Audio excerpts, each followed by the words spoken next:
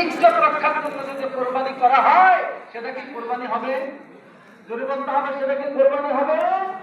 কোরবানি কার জন্য করতে হবে? মাংস খাওয়ার জন্য না, কোরবানি হবে কার জন্য?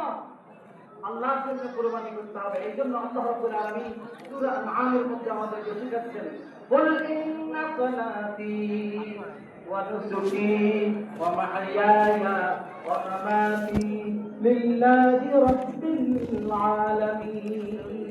রাসূল আপনি আপনার উম্মতকে মহাব্বত দিয়ে ঘোষণা করে দিন, জানিয়ে দিন, ইন্না সালাতি, আমার এই সালাত, আমার সালাত, ওয়া নুসুকি, আমার কোরবানি, ওয়া মাহইয়ায়া, আমার জীবন, ওয়া মামাতি, আমার মৃত্যু একজনের জন্য নিবেদিত হবে, লিল্লাহি রাব্বিল আলামিন, যিনি হচ্ছেন তামাম জাহানের রব আল্লাহ রাব্বুল আলামিনের জন্যই নিবেদন করতে হবে।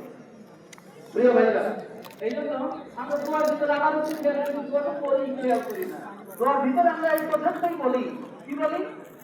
বিসমিল্লাহি আল্লাহু আকবার, আল্লাহুম্মা মিনকা ওয়া লাকা। হে আল্লাহ, এই কোরবানির পশু, এই পশু আমি সৃষ্টি করি নাই, এই কোরবানির পশু আপনি সৃষ্টি করেছেন, আর এই পশুটাকে যে কোরবানি করব আমার জন্য না, আপনার জন্যই আমি কোরবানি করছি। সুবহানাল্লাহ। তাহলে কার জন্য কোরবানি করব আমরা? কার জন্য? আল্লাহর জন্য কোরবানি করব। আমরা যদি এইভাবে কোরবানি করতে পারি তাহলে ইনশাআল্লাহ আল্লাহ সন্তুষ্ট হবে, আমাদের কোরবানি সফল হবে, আমাদের কোরবানি সার্থক হবে ইনশাআল্লাহ, ইনশাআল্লাহ।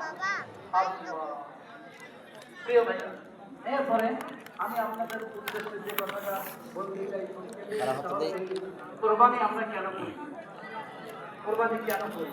যে কোরবানি যে করি, কোরবানির পশুটা আল্লাহ কিছু বোঝায়, বলেন আল্লাহ কিছু বোঝায়? একটা রান, একটা মাথা, একটা কলিজা আল্লাহর জন্য কি আমরা প্যাকেট করে পাঠাই? কোরবানির যে রক্ত প্রবাহিত হয়, এই রক্তটাকে আল্লাহর কাছে পৌঁছায়, আল্লাহর কাছে